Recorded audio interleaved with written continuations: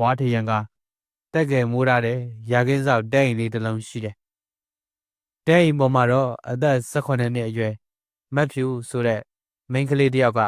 ထမင်းကိုငှဲ့နေတယ်မတ်ဖြူကအသားဖြူဖြူကိုလုံးကိုပေါက်တွယ်တွယ်လျလျနေတော့သူလေးဆိုပေမဲ့ကြည်ကောင်းသူတစ်ယောက်ဖြစ်ပါတယ်မိဘတွေကတောတဲ့ဝါခုတ်သွားသဖြင့်မတ်ဖြူတစ်ယောက်တည်းတဲပေါ်မှာထမင်းချက်ကြံရီခဲ့ခြင်းဖြစ်ပါတယ်ဖေဖေမေမေတို့ပြန်လာရင်တော့စားဖို့ငပိရီလေးဖြော်ထားလိုက်အောင်မေသူမဘာသာတကိုယ်ရဲ့ရေရွရင်မိဘဘေးကမယုတ်တိထောင်းနေစေတဲ့ရင်ရှိမှခြေတံကြမ်းကြီးများကြားလိုက်ရသည်မတ်ဖြူလမ်းကြည့်လိုက်သောအခါခါးကြတွင်ဓမြောင်ကိုစီထိုးထားသောလူလေးယောက်မျက်နာတွေဟာหนีရဲပြီးရက်နှံကတဲပေါ်တိလှိုင်ကနေရောက်လာတယ်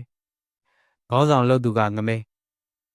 ရဲ့မျက်နာမှာကြောက်ပေါက်ရများနဲ့ရုပ်ရည်ဟာကြက်တန်းလာသည်ပိတ်ကောင်မလေးနင့်အဖေရောဖေဖေတို့ဝါခုတ်သွားပါတယ်ရှင်မတ်ဖြူကကြောက်ကြောက်လန့်လန့်ဖြင့်ဖြေသည်ထိုအခါငမဲကကျန်းတဲ့၃ယောက်ကိုမျက်ရည်ပြသည်သူတို့၏မျက်လုံးများကမတ်ဖြူ၏ခန္ဓာကိုယ်ပေါ်သို့ရောက်ရှိလာပြီးမယိုးသားသောအပြုံးများပေါ်လာကြသည်ဟာဟာဆရာသမားကြီးကိုရင်ပိုင်တော့ပေါ်ပြီပြို့တော်ထဲမှာငတ်နေတာကြပြီလူတယောက်ကပျော်ပျော်ဆူဆူဖြင့်တဲပေါ်သို့ဒုံကနေခုန်တက်သည်မတ်ဖြူအော်ရန်ကျင်းလိုက်တော့လဲနောက်တယောက်ကသူမ၏ပါဇက်ကိုလဝါဖြင့်အတင်ပိတ်သည်မတ်ဖြူရုန်းကန်တော့လဲအာခြင်းမမျှလူလေးယောက်ကသူမကိုဝိုင်းချုပ်သည်မတ်ဖြူ၏မျက်ဝန်းမှာမျက်ရည်များစီးကြလာသည်သူမတောင်းပန်နေတော့လဲထိုလူယုံမှများ၏နားထဲတွင်ဂီတအတန်လိုဖြစ်နေပုံရသည်လူသူဝေးကွာတော့တောကြီးမြက်မဲတဲ့တွင်မတ်ဖြူ၏ဘဝကန်ဆုမိုးမောင်ကြားခဲ့ရပြီ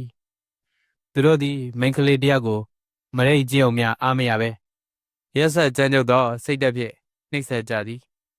ကိစ္စပြီးသောအခါမတ်ဖြူကနှုံးခွေကတဲကြက်မြင်ပေါ်တွင်ငိုရှိုက်နေသည်